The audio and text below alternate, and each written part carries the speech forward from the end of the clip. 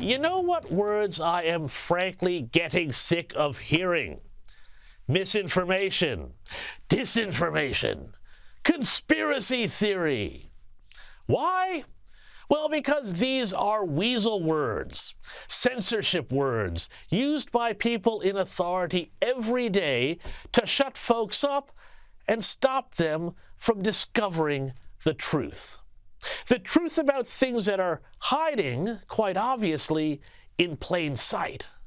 Not crazy things like the Earth is flat or the moon landing was fake, but things that everybody knows, yet nobody is allowed to say.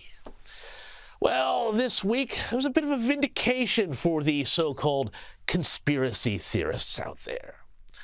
First, there was the incredible revelation, confirmation, that the Hunter Biden laptop, you know, the one with all the drug deals and hookers and dodgy dealings and emails about 10% for the big guy, was in fact the real thing. Now, you knew it was real, and I knew it was real, and now its veracity has finally been confirmed. On Tuesday, federal prosecutors entered the laptop, aka the laptop from hell, into evidence in their case against Hunter Biden over charges that he illegally owned a gun while he was addicted to crack. An FBI agent even confirmed that this was the real thing on the stand. Now, why is this amazing? Well, it's pretty amazing because given the way for nearly 4 years that we've known about its existence, the U.S. government and its proxies have been telling us all the laptop was a fake, a hoax, Russian disinformation designed to throw the 2020 election with a conspiracy theory. Remember the spies who lie? The 51 intelligence so-called experts who put their names to a letter in October 2020, weeks before that election, and likely at the behest of a future Biden Secretary of State Anthony Blinken? Remember how the FBI and the White House got social media companies like Facebook, now Meta, to suppress the story of the laptop so it wouldn't hurt Biden's chances of defeating Trump? Twitter, before it was owned by Elon Musk and called X, even locked the New York Post's Twitter account for tweeting about their story and their exclusive scoop about the laptop. Pretty funny stuff because, again, these are the people who are always warning about threats to democracy and misinformation in elections, by the way. And remember also how the media, much of the media, shamelessly participated in going along with labeling the laptop a conspiracy theory, and using intelligence sources gave cover to those who wanted to shut down the debate. It's a story raising concerns about whether it's real or just designed to sow confusion in the final weeks of the election. Experts say it has all the hallmarks of information laundering. This looks like your classic disinformation campaign. For a long time, Giuliani has been openly working to dig up dirt and promote disinformation on the Bidens. And now, the Washington Post is also reporting that the intelligence community was so concerned that the Russians were using Giuliani to feed Russian disinformation to the president that they warned the White House about it last year. I think there are a lot of issues related to this New York Post story that reportedly referenced the Hunter Biden emails. And as I and several of my former colleagues have pointed out publicly, that it does bear the hallmarks of Russian disinformation. And there it is in the Oval Office, another wonderful propaganda coup for Vladimir Putin, seeing the President of the United States holding up a newspaper promoting Kremlin propaganda. And CBS's Leslie Stahl even tried to stop Donald Trump from talking about the laptop in an interview, saying it was not a scandal in the lead up to that fateful 2020 election. Watch him walk out of a store, and he's walking with an ice cream. And the question the media asks him, what kind of ice cream, what flavor ice cream do you have? And he's in the midst of a scandal. He's not. And he's taking... Of course he is, no. Leslie. Come on. Of course he is. I reckon Leslie Stahl owes Trump a bit of an apology there because, of course, we know, in fact, it was the real deal.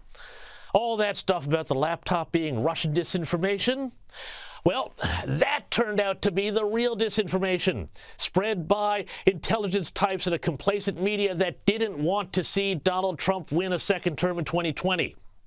Again, the Hunter laptop conspiracy theory. Well, it turned out to be true. And guess what? Other so-called conspiracy theories that have loomed large over American politics the past several years have also been confirmed. This week, a bunch of ideas that seemed pretty patently obvious about COVID, yet were called conspiracy theories, also finally won some much-needed confirmation. Like, for example, the idea that the coronavirus pandemic, either by accident or on purpose, slipped out of a Wuhan lab notorious for doing experiments to, guess what, make coronaviruses more powerful. And again, once upon a time, suggesting anything other than the official line, which was the official Chinese line, that the virus emerged spontaneously from one of China's notorious wet markets, was again enough to get you called a kook and called him a conspiracy theorist. Yet this week, the New York Times, which did so much to spread the idea that the lab leak theory was just a kooky Trump talking point, published a massive, detailed essay by an MIT and Harvard molecular biologist saying that, yes, the pandemic probably started in a lab. That biologist went into all sorts of really interesting detail, and you can look that up later if you like, but it basically adds to an increasing weight, a preponderance of evidence. And again, it looks like we have another conspiracy theory confirmed.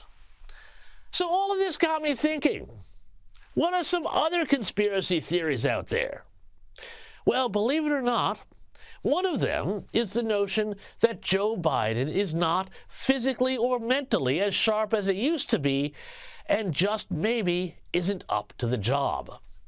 According to some people on the left and in the media, that whole idea is a lie. Yes, I know, they say it's just misinformation, Trumpian conspiracy stuff. Here's top Biden campaign spokesman Adrian Elrod assuring us that, in fact, when it comes to the president, everything is fine. I can tell you that he is sharper than ever. His record is very strong. He's achieved more as president than at least the past 4 to 5 presidents before him. So strong, so vigorous. Move along, nothing to see here. Yet the notion that Biden's mental and physical frailty is just the product of fevered Trumpian brains, a conspiracy theory or misinformation, if you will, well, that's beginning to look as unsupportable as those other claims of conspiracy around the Hunter laptop or the origins of the pandemic. This week, Time magazine, a once great and venerable publication, ran an exclusive interview with Biden titled, "If He Wins." Now, it didn't go so well. In the interview, Biden confused Chinese President Xi with Russian President Putin. He said there would be 1 billion people living in Africa soon, even though the continent is already home to 1.4 billion people. And also, Biden talked about fixing deforestation in the Amazon rainforest by installing solar infrastructure in the African country of Angola. Now, I'm going to talk later in the show about this, but the Wall Street Journal also this week published a massive expose based on interviews with more than 45 people that opened by saying, quote, "When President Biden met with congressional leaders in the West Wing in January to negotiate a Ukraine funding deal, he spoke so softly at times that some participants struggled to hear him," according to 5 people familiar with the meeting. He also read from notes to make obvious points, paused for extended periods, and sometimes closed his eyes for so long that some in the room wondered whether he had tuned out, unquote. And then the piece told story after story detailing very similar behavior in similar high-stakes events. And there was also the news this week, and this was before the president's performance at the D-Day commemorations, which we will talk about later, that the Justice Department had blocked release of the audio tapes of Joe Biden's interviews with classified documents special counsel Robert Hur. Remember, this was the interview where the transcripts revealed that Biden was suffering from all sorts of memory glitches, so many that Hur decided that the president would not be able to be prosecuted. It was the interview where Biden, you'll remember, couldn't remember what year his son had died and claimed that he had been vice president during the pandemic. Well, the Department of Justice said they're going to keep the tapes under lock and key. Some reports have it they are even being stored in a secure, compartmentalized information facility because they fear, this is what they say, they fear the audio could be used to make AI deepfakes. Sure, okay, fine. But I think maybe the real answer is that the tapes are worse than we know and are worse than the transcripts. It might also reveal that the White House doctored those transcripts. But hey, that and the idea that Joe Biden is not physically or mentally up to the job, well, again, I'm sure it's all just a conspiracy theory, right? But you also know what I say. These days, today's conspiracy theories are tomorrow's coming attractions.